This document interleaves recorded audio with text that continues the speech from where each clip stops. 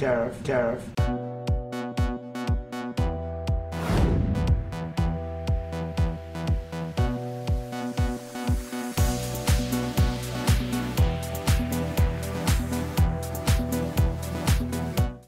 그러니까 사실 많은 분들이 또 주목하고 있는 거 삼성전자가 도대체 엔비디아의 퀄 테스트 언제 통과하느냐인데 네. 물론 HBM3 뭐 8단 네. 이런 거 공급을 하고 있고 네. 중국에 나가는 GPU H20에는 삼성계에 끼워서 들어간다라고 하고는 있는데 네. 중요한 건 그 이후잖아요. 네, 맞습니다. 어떻게 봐야 됩니까 이거는? 일단 기사에서 뭐 될 것이다, 뭐 6월에 공급할 것이다 이런 내용들이 많이 나오는데 네. 일단 저는 항상 누누이 말씀드리길 기사에 일단 현혹되지 마시고 예. 그리고 저희는 투자자로서 항상 보수적인 투자를 하는 게 중요하다. 그래서 아마 제가 예전에 방송에 나왔을 때도 비슷한 말씀 드렸던 것 같습니다. 네, 네.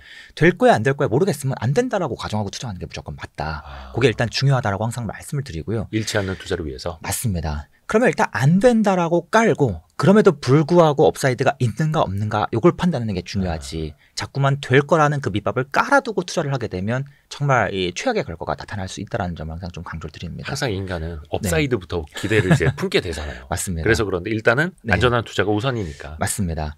그 사실은 이게 꼭 HBM 이야기뿐만 아니라 저희가 뭔가 기업들의 신사업을 바라보고 투자를 할 때에도 이 기업이 신사업을 한대요. 새로운 제품을 준비한대요. 그럼 항상 그거 될 걸 가정하고 투자를 하시더라고요. 그렇죠. 그런데 절대 이거 위험합니다. 원래 투자는 원칙적으로 신사업은 없다라고 깔고 지금 바로 양산에 이미 들어가기 시작한 제품이 아니라면 없다라고 가정하고 양산 설비조차 없다면 아예 없다고 가정하고 투자하는 게 맞다라는 것이죠. 반도체 산업에서 항상 가장 많이 드는 예시 중 하나가 한솔 아이원스라는 기업이 신제품을 준비하는데 그 신제품이 될 거라고 믿고 투자하신 분들이 이미 2019년부터 굉장히 많으셨지만 지금 6년째 제품이 나오지 않고 있어요. 그런데 제가 이제 뭐 인류에 이루어지지 않는 꿈 중에 하나 뭐 이런 겁니까? 맞습니다. 이 양산 설비를 확실하게 증설을 한다라고 이야기가 나오면 그 이후에 수개월 뒤부터 관심을 가져도 늦지 않습니다. 보통 많은 기업들의 신사업 신제품은 이러한 특징을 보입니다. 그래서 우리가 좀 항상 보수적인 관점으로 접근하는 것이 맞다라고 일단 첫 번째로 말씀을 드리겠고요. 거기에 더해서 이제 좀 기술적인 이슈 한 가지 좀 말씀드려보겠습니다. 요 삼성이 될 거냐 안 될 거냐라고 물어보신다면 뭐 정확하게 알 수가 없겠죠. 그런데 일단 기술적인 측면에서 좀 어떤 이슈가 있냐면 이번 사실 12단 경쟁은 이번에 이제 5세대 이미 하이닉스가 공급하고 있고 마이크론이 뒤에 공급하고 있고 삼성이 할 거냐 말 거냐 요 이슈가 나오고 있는데 사실 엄밀히 말씀드리면 지금 이미 많이 늦었죠. 요거 한다 하더라도 이제 중요한 경쟁은 그 다음 세대 HBM으로 즉 6세대 HBM으로 넘어가게 됩니다. 자, 그런데 이 6세대 HBM은 어떤 이슈가 생기냐면 HBM은요 디램 칩을 수직으로 쌓아 올린 칩이다. 그래서 쉽게 말씀드리자면 이 햄버거를 먹는데 그 안에 소고기 패티를 쌓아 올린다라고 한번 가정을 해보겠습니다. 그런데 기존에는 이 소고기 패티를 12장을 쌓아 올려야 했는데 이제는 16장까지 가야 하는 그 경쟁이 지금 한창 벌어지고 있고 삼성이 여기까지 해낼 수 있냐 없냐 요 이슈가 계속해서 나오고 있습니다. 그런데요 16장부터는 점점점 어려운 이슈들이 많이 등장합니다. 이 이슈는 삼성뿐만이 아니라 하이닉스 입장에서도 마찬가지 어려움을 겪게 되는데요. 특히 이 디램칩을 16장을 쌓아 올리게 되면 그 최종 두께가 대략 한 775 마이크로미터 요 상한선을 맞춰야 합니다. 775 마이크로미터면 네. 좀 머리카락 두꺼운 사람들은 머리카락 8개, 7개 정도 두께 맞습니다. 아닙니까? 예, 맞습니다. 야. A4 용지로 따지면 대략 한 8장 정도 두께라고 볼 수가 있겠는데요. 그 두께를 맞춰서 디램칩을 쌓아 올려야 하는데요. 그런데 지금까지 삼성이 못했던 이유 중 하나는 항상 공법이 이유로 항상 대두가 됐었습니다. 공법 이슈가. 그래서 하이닉스가 쌓아 올리는 공법이 다르고 그다음에 삼성과 마이크론이 쌓아 올리는 공법이 다릅니다. 그래서 하이닉스가 쌓아 올리는 공법을 쉽게 말씀을 드리자면 소고기 패티를 12장을 쌓습니다.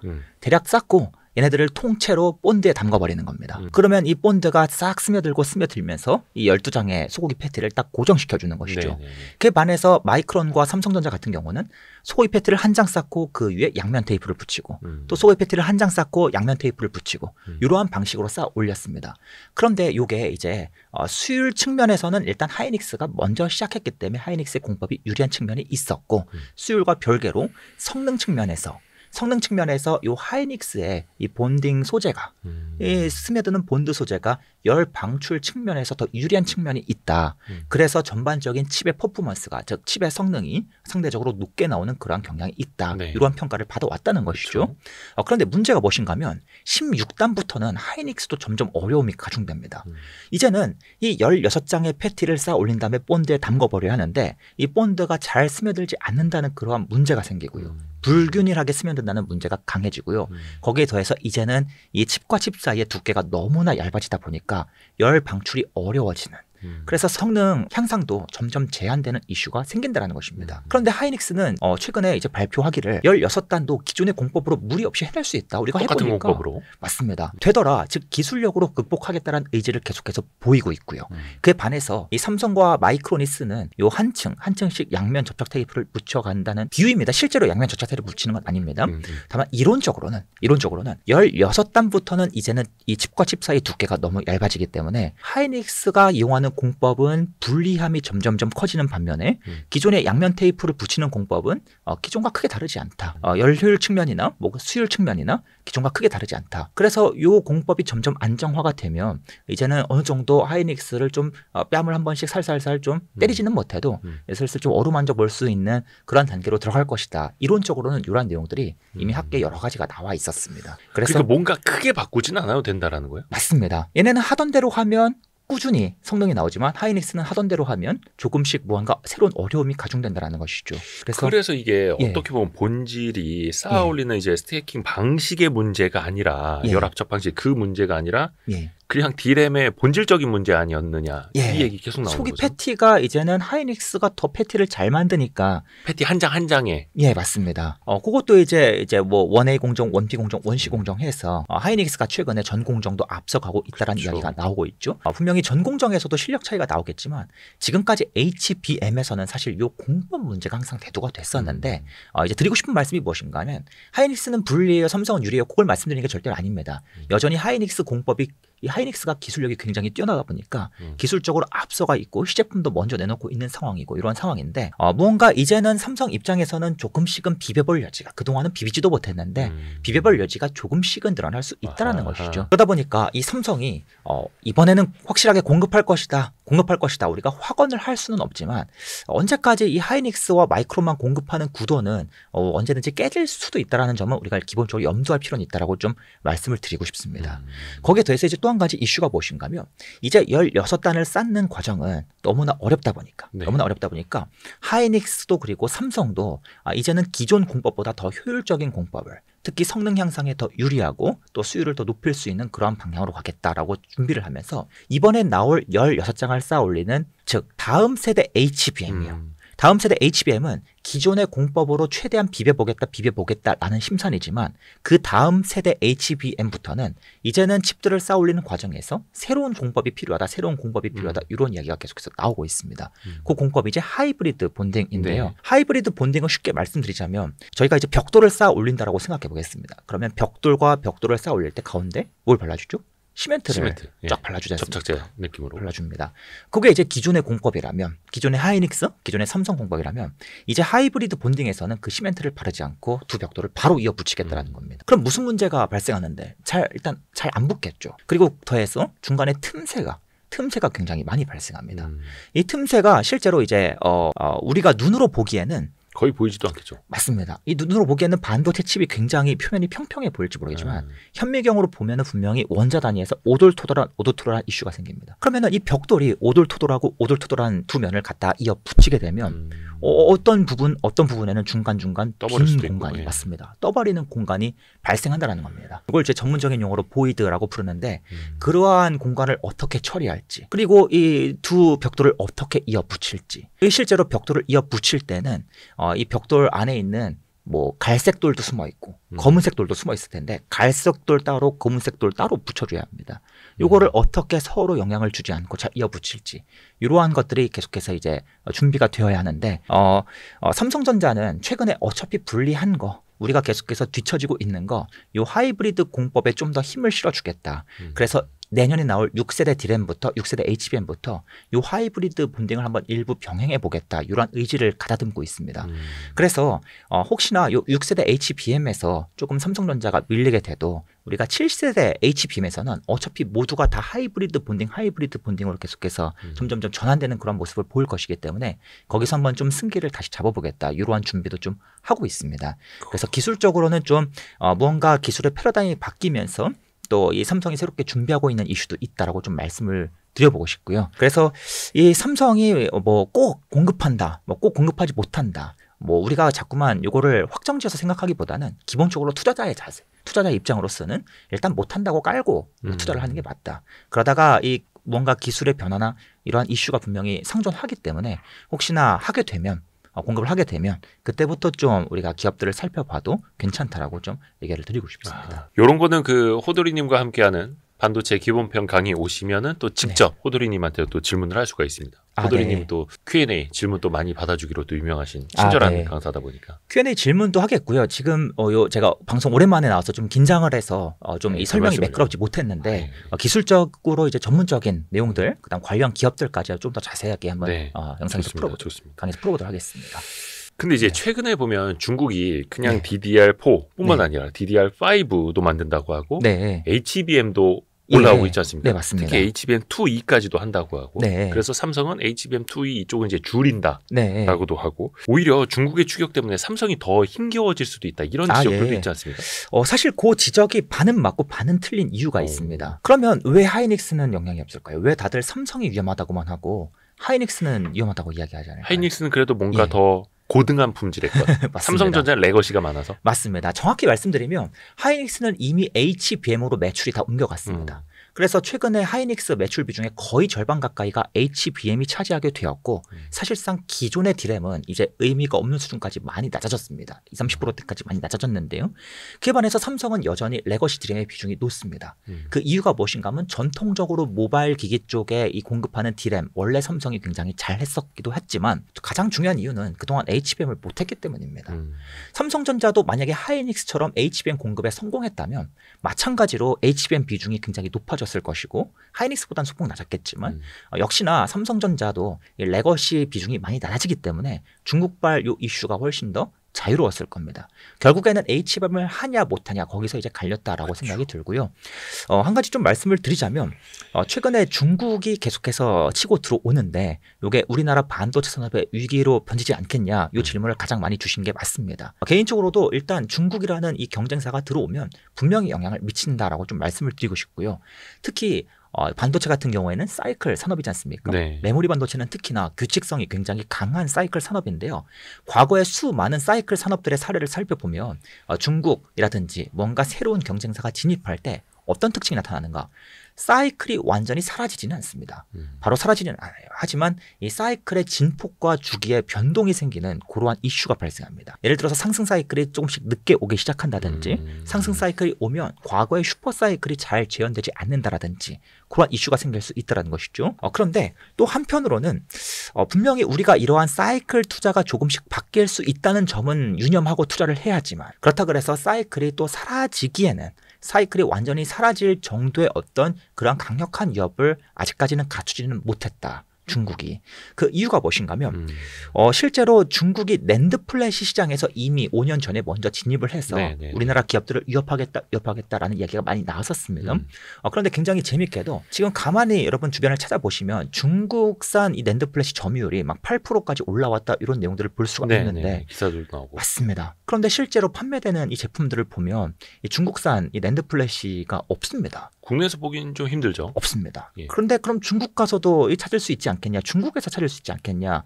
중국 안에서도 이제 반도체 관련 이야기들이 나오는 이 전문 커뮤니티 같은 곳을 가봐도 이 중국산 낸드 플래시 제품이 잘 안 보입니다. 어디가 있는 거예요?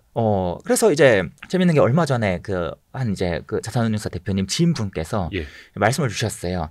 용산에서 노트북을 샀는데 그 USB가 하나 필요해서 USB 하나 끼워 넣어달라고 이제 구입하셨다고 합니까? 그런데 이 구입해 온 제품이 한두 번 쓰니까 먹통이 돼버린 거죠. 그래서 요거 이제 도대체 무슨 제품이야 하고 뜯어봤더니 중국산 낸드 플래시가 들어가 있더라라고 이제 말씀을 주셨던 것 같아요. 실제로 중국산 제품을 사용하고 제품을 까보는 이러한 이 전문적인 자료들을 쭉 살펴보면 실질적으로 이 낸드 플래시는 성능이 전혀 따라오지 못하기 때문에 현실적으로 점유율만 있지 제대로 쓰이지는 못하는 형국이다라고 좀 말씀을 드릴 수 있겠습니다. 특히 이게 오랫동안 저장을 해야 되는 매체이기 때문에 맞습니다. 안정성이 굉장히 중요한데 맞습니다. 내가 무슨 뭐 자료 엄청나게 다 담아놨는데 가격이 뻥 나고 전문용어로 뻥 나버리면 그래서 더 신뢰도 측면에서 쓰기도 쉽지 않다. 맞습니다. 이 낸드 플래시런 녀석은 정말 1 아니면 0입니다. 완벽하든지 어설프면 그냥 못 쓰는 겁니다. 어설프면 못 쓰는 겁니다. 이 오랫동안 10년 넘도록 데이터를 저장할 수 있어야 하거든요.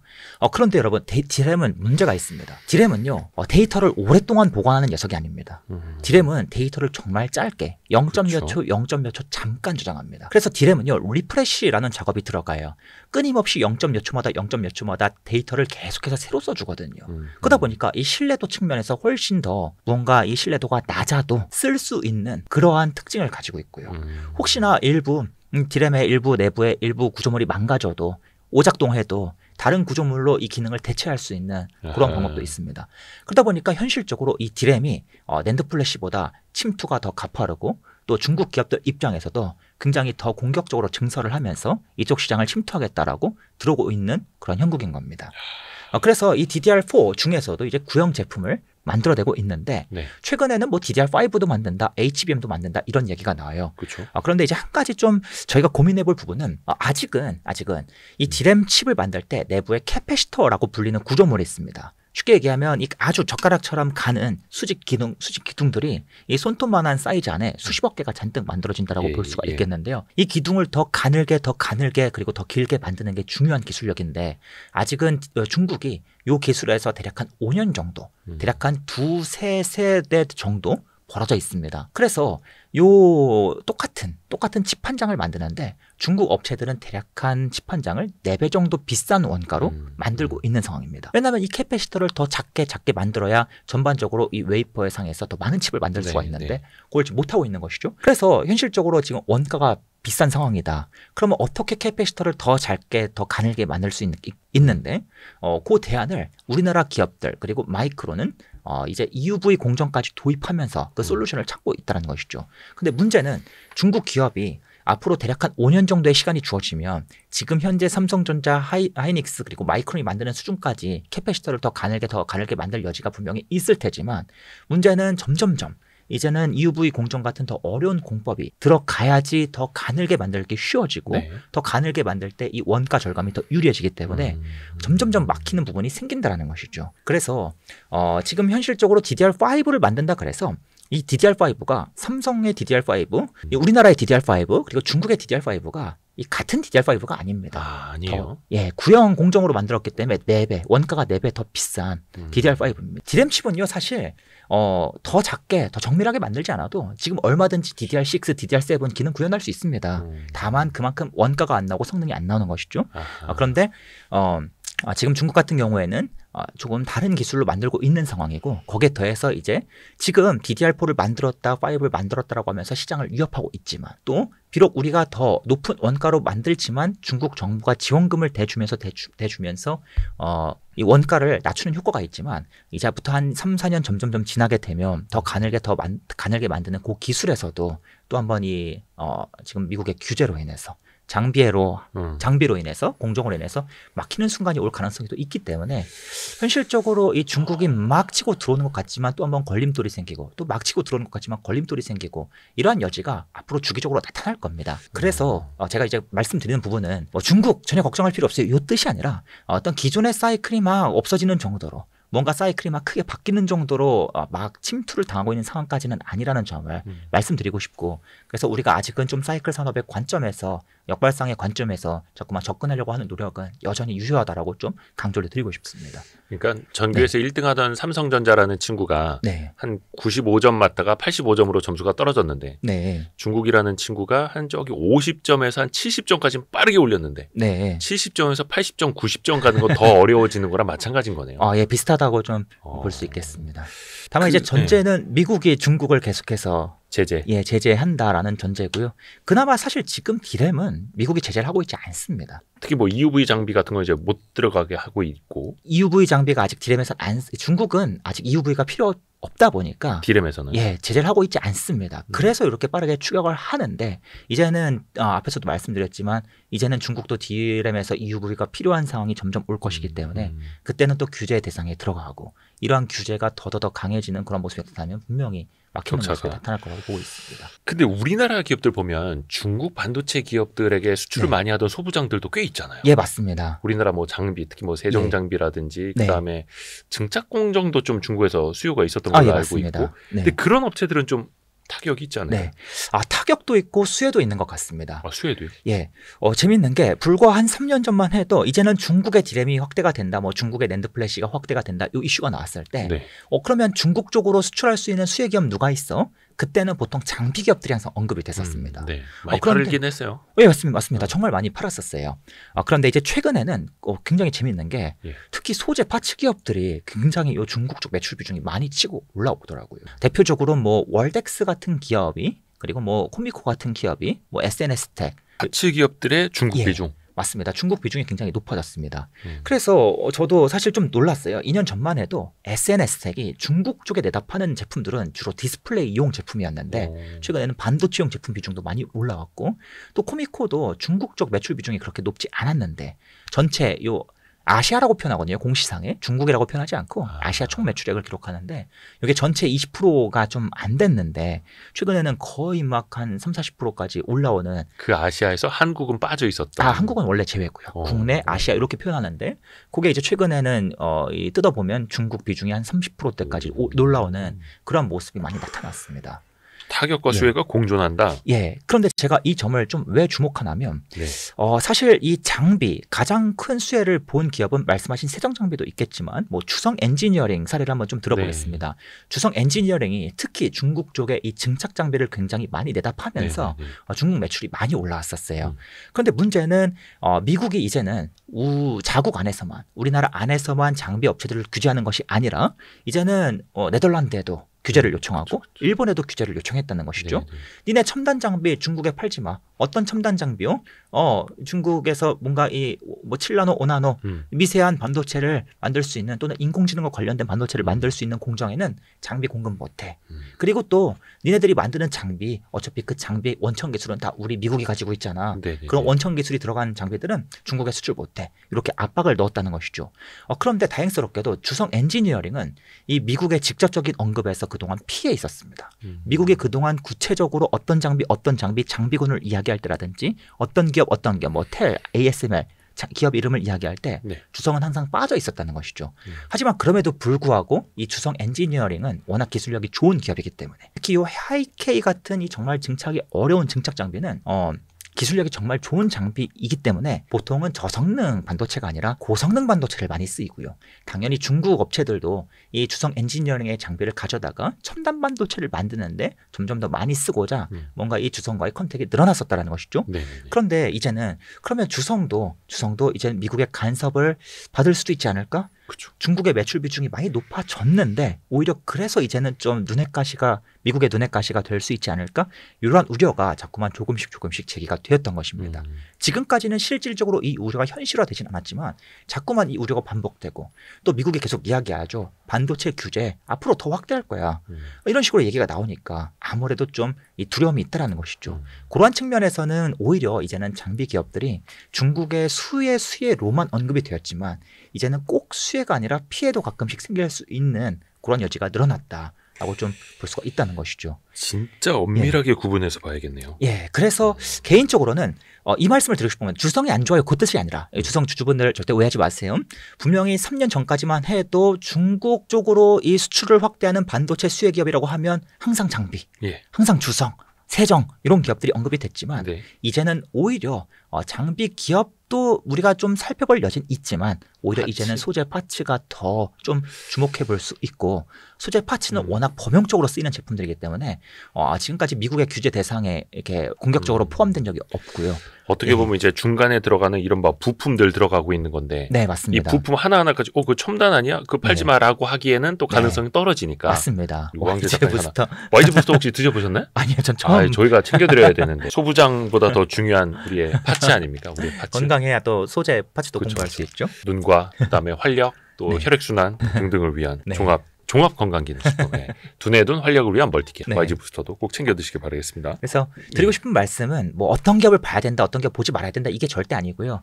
우리가 좀 유연하게 그동안 요거 항상 사람들이 다 알고 있는 이슈인데 요거 말고 이런 변화도 있으니까 요거까지 좀 볼 필요가 있다. 이런 뉘앙스로 좀 좋습니다. 드려봤습니다.